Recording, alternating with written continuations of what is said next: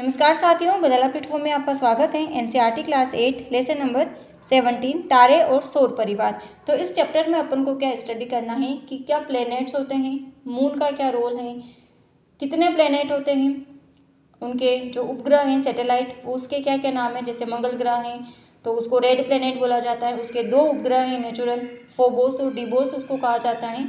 यहाँ से competitive exams में भी क्वेश्चंस बने हैं।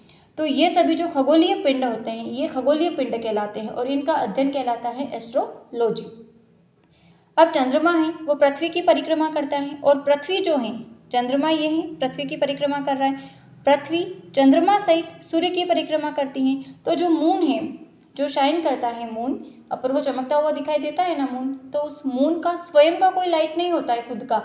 जो उसके पास शाइन है, जो अपन को चमकता हुआ दिखाई देता है, वो सन की जो लाइट होती है उसके रिफ्लेक्ट से वो चमकता है। ओके, तो चंद्रमा पर अपन लाइफ एग्जिस्ट नहीं कर सकते हैं, वहाँ पर कोई लाइफ प्रेजेंट नहीं है, क्योंकि चंद्रमा पर, मून पर न तो वाटर प्रेजेंट है न एयर प्रेजेंट है, तो वहाँ पर किसी भी प्रकार के जीवन की संभावना नहीं है। ओके, अब ये जो चंद्रमा है इसकी भी अलग अलग कलाएं होती है। कहते हैं ना अपन आज पूर्णिमा है, आज अमावस्या है, तो ये जो पूरा प्रोसेस है वो कैसे चलता है।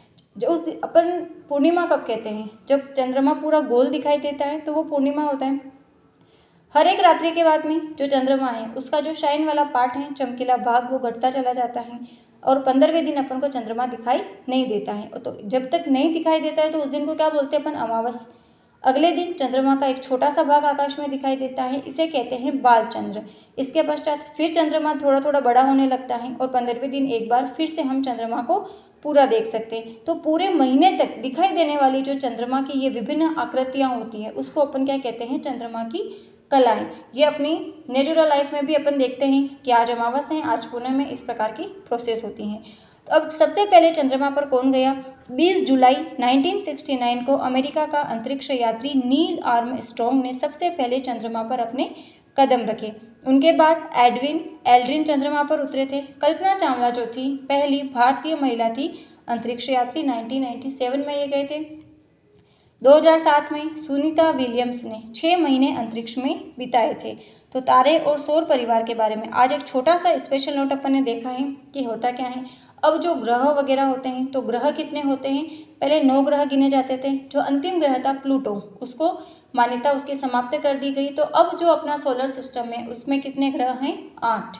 सूर्य के सबसे नज़दीक ग्रह कौन सा होता है, बुध। सबसे चमकीला ग्रह कौन सा होता है, सबसे बड़ा ग्रह बृहस्पति। रेड प्लेनेट कौन सा है, मंगल ग्रह।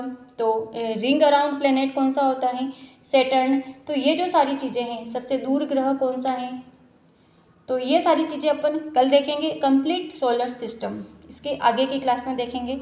आज अपन एक छोटा सा स्पेशल नोट देखा है, क्योंकि अपनी इन क्लास साइंस की क्लास के बीच में थोड़ा गैप आ गया था एग्जाम्स की वजह से। तो फिर से अपन इस जो क्लास 8 है इसमें सिर्फ अपन ने 2 ही लेसन बाकी है, लेसन नंबर 17 और लेसन नंबर 18। इसके बाद में अपन जो सेकंड ग्रेड का सेकंड पेपर है साइंस वाला, क्योंकि फर्स्ट पेपर तो चल ही रहा है अपना, साइंस वाला पेपर वो शुरू करेंगे, थोड़ा थोड़ा करके करेंगे तो धीरे धीरे अपना ये कंप्लीट भी हो जाएगा। तो मिलते हैं कल की क्लास में, तब तक के लिए थैंक यू।